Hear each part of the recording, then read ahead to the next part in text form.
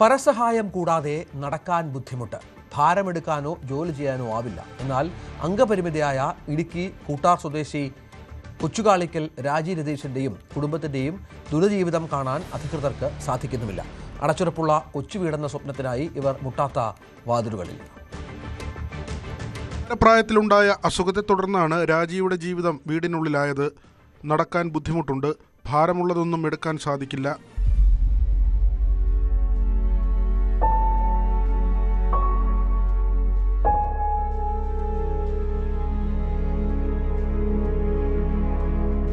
തറയോ കൃത്യമായ മേൽക്കൂരയോ ഇല്ലാത്ത ഒറ്റമുറിയും അടുക്കളയും മാത്രമുള്ള വീട്ടിലാണ് രാജിയും ഭർത്താവും 2 പെൺമക്കളും കഴിയുന്നത്. മുൻപുണ്ടായിരുന്ന പഴയ വീട് വർഷങ്ങൾക്ക് മുൻപ് തകർന്നപ്പോൾ കടം മേടിച്ചും മറ്റും ഇത്രയും നിർമ്മാണം നടത്തുകയായിരുന്നു. സാരിയും പടുതയും ഒക്കെ വലിച്ചു കെട്ടിയ ഷെഡിലാണ് കുട്ടികൾ ഉറങ്ങുന്നത്.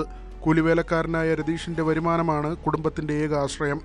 ആരെങ്കിലും തൊഴിലുറപ്പ് നടക്കുന്ന സ്ഥലത്തെത്തിച്ചാൽ രാജി തൊഴിലുറപ്പ് ജോലിയിൽ പങ്കാളിയാകും. ഈ ഒരവസ്ഥയിലാണ് ഇവിടെ കഴിയുന്നത്. അവിടെ നിന്ന് കടം മേടിച്ച് 2 റൂം, ഒരു റൂമും ഒരടുക്കള 2 റൂമായിട്ട് കെട്ടിയതായിരുന്നു.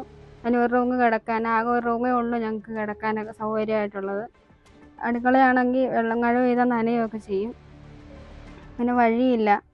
കുറേ പ്രാവശ്യം ഞങ്ങൾ പഞ്ചായത്തിൽ അപേക്ഷയൊക്കെ കൊടുത്തതാണ്. ഇതുവരെ ഞങ്ങൾക്ക് ഒരു ആനുകൂല്യങ്ങളും ഞങ്ങൾക്ക് പഞ്ചായത്തിൽ നിന്ന് വരെ കിട്ടിയിട്ടില്ല. 10 വർഷത്തോളമായി ഇവിടെ സ്ഥിരതാമസമായിട്ട്. തീരെ വയ്യാതെ നടക്കാനൊക്കെ ഭയങ്കര പ്രയാസമുള്ള ഒരാളാണ് ഞാൻ. അടച്ചുറപ്പുള്ള വീടിനായി ഇവർ നിരവധി തവണ കരുണാപുരം പഞ്ചായത്തിൽ അപേക്ഷ സമർപ്പിച്ചിട്ടും പരിഗണിച്ചില്ലെന്നാണ് ആരോപണം. 20 സെന്റ് ഭൂമിയാണ് ഇവർക്കുള്ളത്. ഇവിടേക്ക് സഞ്ചാരയോഗ്യമായ വഴി പോലുമില്ല. രാജിയുടെ ശാരീരിക ബുദ്ധിമുട്ടുകൾ പരിഗണിച്ച് പോലും വീട് നൽകാൻ ഇടപെടൽ ഉണ്ടായിട്ടില്ലെന്നാണ് പരാതി. ന്യൂസ് 18 ഇടുക്കി. ശ്രീലങ്കയിൽ ഡിറ്റുവ ചുഴലിക്കാറ്റിൽ മരണം 200 കടന്നു. 200ഓളം ആളുകൾ ഇപ്പോഴും കണ്ടെത്താനായിട്ടില്ല. 80,000-ഓളം ആളുകൾ റിലീഫ് ക്യാമ്പിലാണ്. കഴിഞ്ഞ ഒരു പതിറ്റാണ്ടിൽ ലങ്ക കണ്ട ഏറ്റവും ദുരിതപൂർണമായ വെള്ളപ്പൊക്കമാണിത്.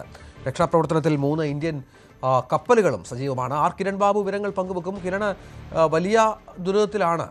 ലോകരാജ്യങ്ങളുടെയൊക്കെ സഹായമുണ്ടെന്ന് കരുതുന്നു. ഇപ്പോഴും മഴയും മറ്റ് പ്രശ്നങ്ങളും തുടരുന്നുണ്ടോ? എന്തെങ്കിലും ഒരു സമാധാന അന്തരീക്ഷം, ആശ്വാസ അന്തരീക്ഷം ഉണ്ടോ അവിടെ? രഞ്ജിത്ത്, 2 വിഷയമാണ്. ഒന്ന്, ശ്രീലങ്കയെ സംബന്ധിച്ച് കഴിഞ്ഞ ഒരു പതിറ്റാണ്ടിൽ ശ്രീലങ്ക നേരിടുന്ന ഏറ്റവും വലിയ പ്രകൃതി ദുരന്തങ്ങളിൽ ഒന്നായി ഡിറ്റുവ ചുഴലിക്കാറ്റ് മാറിയിരിക്കുകയാണ്. ഡിറ്റുവ ചുഴലിക്കാറ്റ് അത്രമേൽ തീവ്രമായ ആണ് അവിടെ ആഞ്ഞടിച്ചത്. അവിടെ കനത്ത മഴയിൽ വെള്ളപ്പൊക്കത്തിലാണ് 200ഓളം പേർ മരണം സ്ഥിരീകരിച്ചിരിക്കുന്നു. ഇനിയും 200ഓളം പേരുടെ കാണാതായിട്ടുണ്ട്. അവരെ അടക്കം ഇനി ജീവനോടെ കിട്ടുമോ എന്ന കാര്യത്തിലൊക്കെ വലിയ ആശങ്ക അപ്പോഴും അവിടെ നിൽക്കുകയാണ്. രക്ഷാപ്രവർത്തനം തുടങ്ങുകയാണ്. അന്താരാഷ്ട്ര ഏജൻസികളുടെയൊക്കെ സഹായം ശ്രീലങ്കയ്ക്ക് ലഭ്യമാകുന്നുണ്ട്. ആ തരത്തിലേക്കുള്ള രക്ഷാപ്രവർത്തനങ്ങൾ ഇപ്പോഴും പൂർണ്ണമായിട്ടില്ല. ഇപ്പോഴും അതിൻ്റെ തീവ്രമായ തോതിൽ തന്നെ തുടരുകയാണ്. പല സ്ഥലങ്ങളിലും ഇതുവരെയും വെള്ളം കയറാത്ത സ്ഥലങ്ങളിലടക്കം എങ്ങനെയാണോ സുനാമി വീശിയടിച്ചപ്പോൾ കേരള തീരങ്ങളൊക്കെ അനുഭവിച്ചത്, അതേ മട്ടിൽ തന്നെ ശ്രീലങ്ക കനത്ത വെള്ളപ്പൊക്കത്തിന് നടുവിലാണ് നിൽക്കുന്നത്. ശ്രീലങ്കയിൽ കോടിക്കണക്കിന് രൂപയുടെ നാശനഷ്ടമാണ് ഉണ്ടായിട്ടുള്ളത്. വീടുകളടക്കം ഒഴുകിപ്പോവുകയും വീടുകളുടെ മേൽക്കൂരകളടക്കം പറന്നു പോവുകയും ഒക്കെ ചെയ്യുന്ന അവസ്ഥയുണ്ടായിരിക്കുന്നു. അനേകായിരങ്ങളുടെ വീടുകളാണ് നഷ്ടപ്പെട്ടു പോയിരിക്കുന്നത്. ഏകദേശം 2 ലക്ഷത്തിലധികം ആളുകളെ നേരിട്ട് തന്നെ ഇത് ബാധിച്ചിട്ടുണ്ട്. അവരുടെ വീടുകളും മറ്റ് കൃഷിയും അടക്കമുള്ള എല്ലാ സൗകര്യങ്ങളും ഇല്ലാതായി പോകുന്ന അവസ്ഥയിലേക്ക് എത്തിച്ചേർന്നിട്ടുണ്ട്. അത്രത്തോളം തീവ്രമായ അവസ്ഥയിലാണ് ഇപ്പോഴും ശ്രീലങ്ക നിൽക്കുന്നത്. അടിയന്തരമായ രക്ഷാപ്രവർത്തനങ്ങൾ അവിടെ തുടരുകയാണ്. ഇന്ത്യയെ സംബന്ധിച്ചാണെങ്കിൽ ഒരു ആശ്വാസത്തിൻ്റെ വാർത്തയാണ്. ഇന്ത്യൻ തീരത്തേക്ക്, പ്രത്യേകിച്ച് തമിഴ്നാട്, ആന്ധ്രാപ്രദേശ് തീരത്തേക്ക് ഇത് അതിശക്തമായി വീശിയടിക്കും എന്നുള്ള ചില കണക്കൂട്ടലുകളായിരുന്നു നേരത്തെ കാലാവസ്ഥാ നിരീക്ഷണ വകുപ്പിനുണ്ടായിരുന്നത്. എന്നാൽ ഈ ചുഴലിക്കാറ്റ് ഈ ഇന്ത്യൻ തീരത്തിന് പാരലായി എത്തിക്കൊണ്ടിരിക്കുന്ന സമയത്ത് അതിന് ശക്തി കുറഞ്ഞ് അതിതീവ്ര ന്യൂനമർദ്ദമായി മാറിയിട്ടുണ്ട്. ആന്ധ്രാപ്രദേശിലും തമിഴ്നാട്ടിലും പുതുച്ചേരിയിലും ഇപ്പോഴും റെഡ് അലർട്ട് നൽകിയിരിക്കുകയാണ്. ആന്ധ്രാപ്രദേശിൽ കനത്ത മഴ, ആന്ധ്രയുടെ തെക്കൻ തീരങ്ങളിലും റായൽസീമ മേഖലകളിലുമാണ് കനത്ത മഴ ഇപ്പോൾ തന്നെ റിപ്പോർട്ട് ചെയ്തിട്ടുണ്ട്. നെല്ലൂരിലടക്കം കനത്ത മഴയാണ്. അത് തുടങ്ങിക്കഴിഞ്ഞു. ഈ സ്ഥലങ്ങളിലൊക്കെ തന്നെ അതോടെ തമിഴ്നാടിൻ്റെയും പുതുച്ചേരിയുടെയും തീരത്തും പ്രത്യേക ജാഗ്രതാ നിർദ്ദേശം നൽകിയിട്ടുണ്ട്. സോമശില റിസർവോയർ നിറഞ്ഞിരിക്കുകയാണ്. ആ സോമശില റിസർവോയറിലേക്ക് വരുന്ന നദികളിൽ പലതും വെള്ളപ്പൊക്കത്ത് ഭീഷണിയിൽ നിൽക്കുകയാണ്. അതിൻ്റെ നദീതീരങ്ങളിൽ താമസിക്കുന്നവർക്കൊക്കെ ജാഗ്രതാ നിർദ്ദേശം നൽകുകയും അവരവിടെ നിന്ന് മാറി താമസിക്കണമെന്നുള്ള നിർദ്ദേശം നിർദ്ദേശങ്ങളുമൊക്കെ നൽകിയിട്ടുണ്ട്.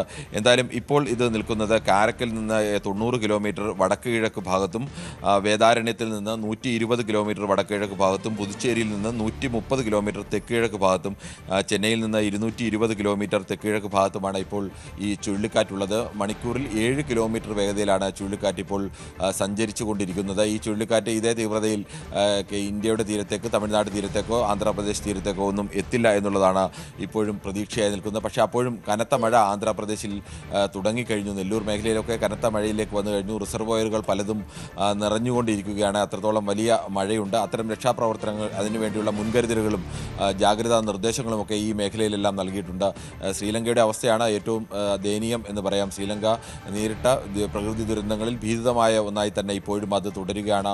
ഇനിയും 1-2 ദിവസമെങ്കിലും എടുക്കും രക്ഷാപ്രവർത്തനം തന്നെ പൂർത്തിയാക്കാൻ. അത്രത്തോളം വലിയ നാശനഷ്ടങ്ങളാണ് ശ്രീലങ്കയിലാകെ ഈ ചുഴലിക്കാറ്റുണ്ടാക്കിയിരിക്കുന്നത്. കിരൺ ബാബു വിവരങ്ങൾ പങ്കുവച്ചു. തീവ്ര വോട്ടർ പട്ടിക പരിഷ്കരണ സമയപരിധി നീട്ടി. കരട് പട്ടിക ഡിസംബർ 16-ന്, അന്തിമ വോട്ടർ പട്ടിക ഫെബ്രുവരി 14-ന് പ്രസിദ്ധീകരിക്കും.